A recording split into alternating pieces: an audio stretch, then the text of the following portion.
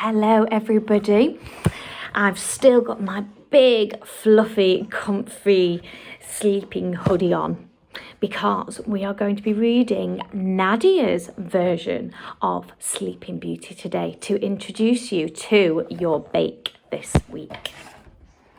Okay.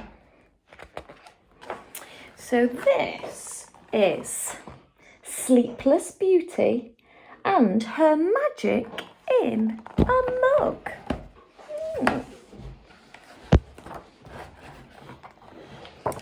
In a kingdom not too far from here, a king and queen had a healthy baby girl. The kingdom was filled with villagers and magical folk. Even the dragons came to see her. Everyone good was welcome.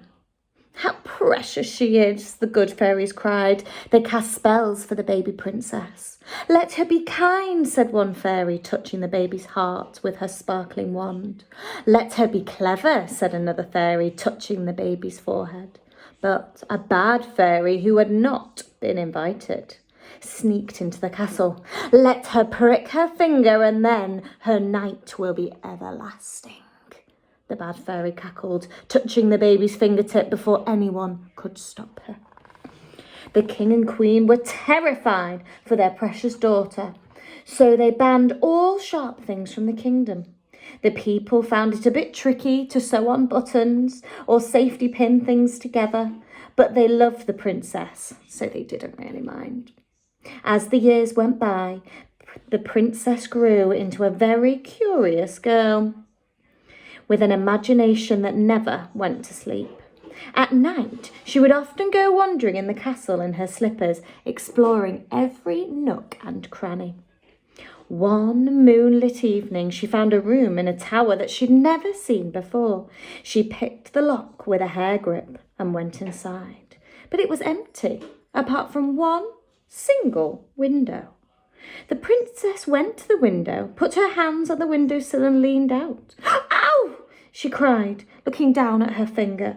There was a little drop of blood forming.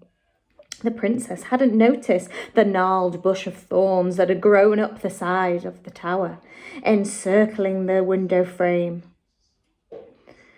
She rushed to her mother for a plaster, but didn't understand why the queen burst into tears at the sight of her finger.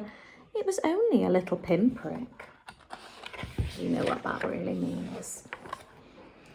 The king and the queen waited in despair for the bad fairy's curse to come true and the princess to fall into a deep sleep forever. But that didn't happen. The princess was wide awake all the time. At first, the princess was delighted she could explore and play and have fun all day, every day, without wasting time asleep. But after a whole week without sleep,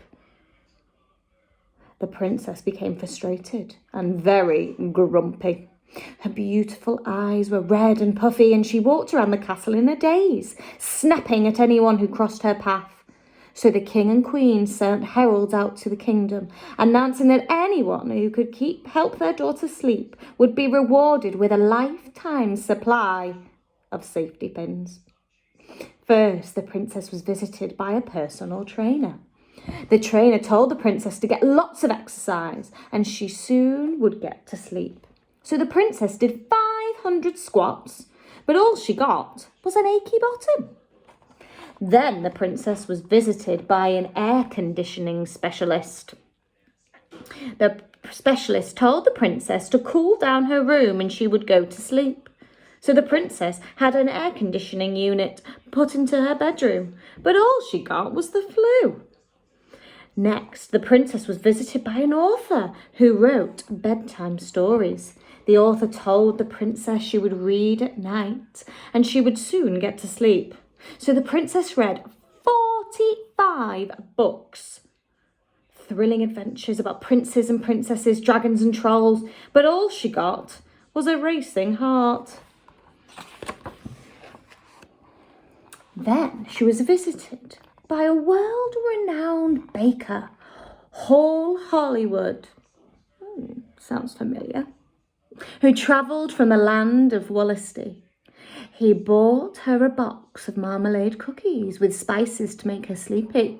She ate a cookie, she chewed, and then she looked up at the baker with a steely glaze and said, "They're tasty, but bake them a little longer next time." The baker shuffled away, and the princess still couldn't sleep. The princess had given up all hope of ever sleeping again when there was a knock at the door. A tall, handsome young man dressed in chef's whites walked in, carrying a wooden box. "I am a chocolatier," he said, "and in this box I have the magic ingredients to send you to sleep."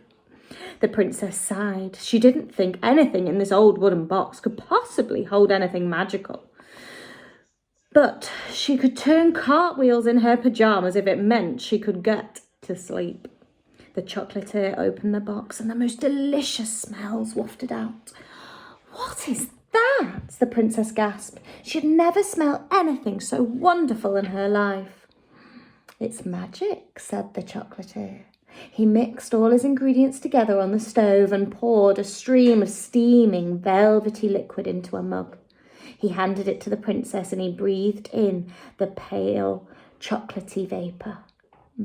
She felt her pricked finger tingle and her body start to relax. The chocolatier wrapped the princess in a snuggly blanket, just like this, and held her tight as she drank. She lay her head on his shoulder, and as if by magic, the sleepless princess finally fell.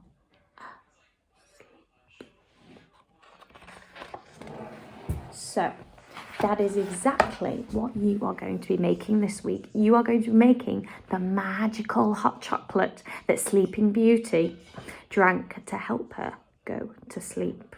Well, we can't really call her Sleeping Beauty because she was a not-so-Sleeping Beauty, wasn't she?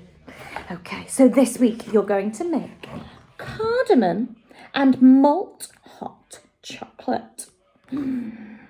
So remember to read those ingredients really, really well and then follow these instructions and you will be making this, a mug of special magical hot chocolate. I tell you what, I can't wait to see your pictures of it, and I wonder if it does make any of you fall asleep. Well, it is Friday and we are all feeling a little bit sleepy at the end of the week, so I think it might just help you do that. Okay, I will see you next week for another story time. Have a lovely weekend. I hope it's very, very warm and snuggly. Keep safe, everyone. Bye.